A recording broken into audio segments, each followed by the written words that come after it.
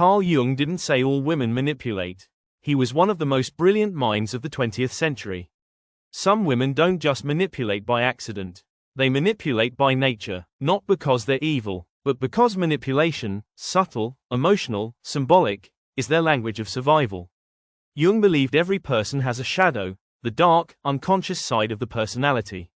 But he went further. He believed that inside every man lives an anima, the inner feminine. And inside every woman, the animus, the inner masculine. When those energies are unbalanced, repressed, or twisted, they don't disappear. They transform into weapons. A woman disconnected from her deeper self doesn't seek love. She seeks control, and her tools: emotion, charm, guilt, projection, silence. She doesn't yell, she watches, waits, hooks you where you're weakest. Jung mapped out female archetypes, and they weren't all nurturing. He spoke of the Siren, seductive, elusive, draining; the Devouring Mother, overbearing, emasculating, guilt-tripping; the Witch, wise, intuitive, but manipulative when wounded. These aren't fairy tales. These are patterns of behavior buried in the collective unconscious. And when a woman identifies with these archetypes unconsciously, she becomes possessed by them. She doesn't manipulate consciously, she becomes manipulation itself. Think of the modern world: he's intimidated by my confidence. I'm not toxic, he's just weak. I test men to see if they're worth it.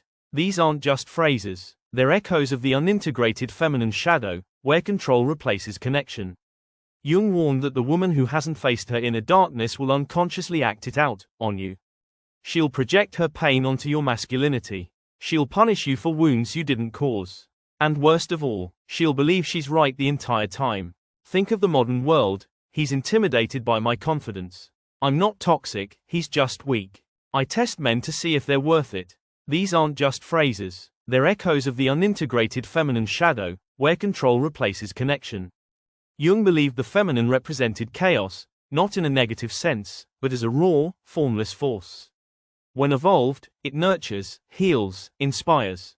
But when unconscious, it destroys. Because chaos without containment consumes everything, including the men who get too close. You'll think you're falling in love, but you're falling into a storm that doesn't know it's a storm.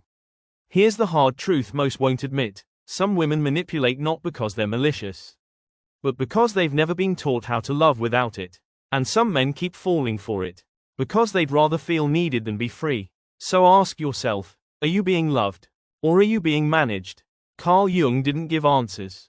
He gave maps. And if you're lost in her chaos, it might be time to find your own center.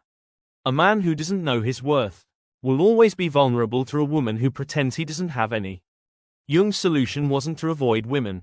It was to integrate your own unconscious, to become whole. If this opened your eyes, even a little, share it. Drop your thoughts below.